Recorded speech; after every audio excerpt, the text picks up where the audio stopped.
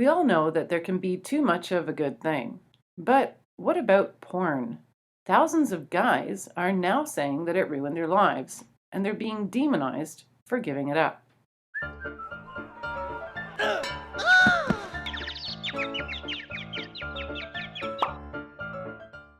It's an upside down world when guys are saying they want to stop watching pornography, and women are calling them misogynists for trying to quit.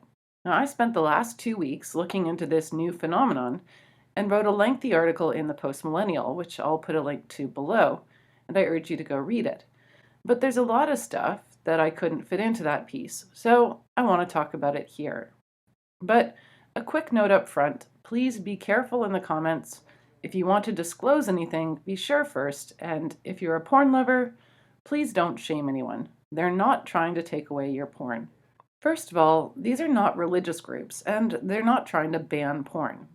In fact, the most popular resources like nofap.com and a site called Your Brain on Porn were started by individuals who don't identify with any religion and are simply trying to help people manage what is self-described as an addiction. In a video with over 10 million views called The Great Porn Experiment, Gary Wilson explains how free porn on the internet completely changed the usage levels and created severe problems, especially with people who started as children, who from the age of about 11 often gain access to an endless stream of hardcore images. We often hear, "Don't fix something if it ain't broke," but in this case, thousands of people are saying that they're broken. So, why would anyone try to stop people from organizing support groups? That would be kind of crazy. But not only are these guys being demonized, being called white nationalist hate groups, like we've never seen men trying to help other men called alt-right before, well, there are 2 lawsuits underway to defend themselves against prolific, relentless false accusations. In fact, 10 different people, ranging from neurosurgeons to licensed therapists to researchers to the young man who founded nofap.com, simply trying to help others like himself, all of them have sworn affidavits saying the same individual, a scientist named Dr. Nicole Prouse, has launched campaigns against them to silence their speech and destroy their careers. But why? Why would that happen? In my research, the whole thing seems to have started in 2013 when a paper featuring Prouse's upcoming study was criticized and then deconstructed by other professionals. The battle is over whether or not someone can technically be addicted to porn. Now, from a lay perspective, I don't much care what you call it. If there are thousands of people saying they have a destructive habit that's harming their lives, they shouldn't be mocked or threatened for trying to do something about it. Now, for those porn lovers in my audience, hey, go ahead and fap to your delight. What we're talking about is people who said that they stopped being able to sexually function unless they were using porn. And the guys who are speaking out, they have a lot of courage. It's not the kind of thing that people like to brag about online. But for them, the problem was so serious that they became dysfunctional. And when they dared to talk about it, they found out that a lot of other people were having the same problem.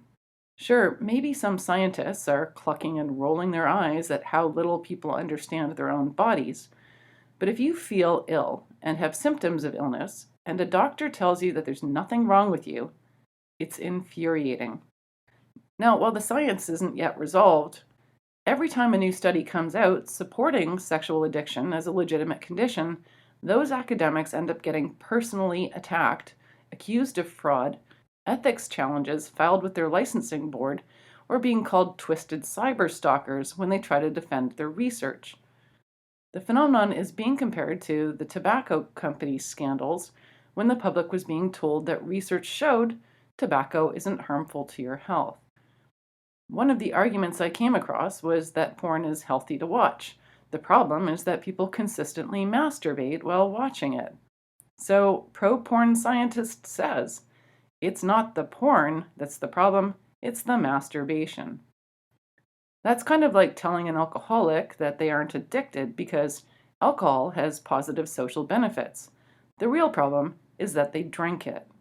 So why would sexual science academics start going on defamatory, relentless 6-year campaigns against people who are simply trying to help others. Certainly, it's possible that trying to carve out a niche in psychology is a battlefield, and some folks are incredibly ambitious, but links have started popping up that indicate the porn industry may actually be fueling the animosity. But unless I see a big fat check written, I'm not convinced that it's more than just a convenient friendship. In the meantime, there is that massive group of mostly young guys out there looking for peer support and research that can help them to make decisions. And the attack on them resembles nothing less than disgusting bullying. And I don't like bullies.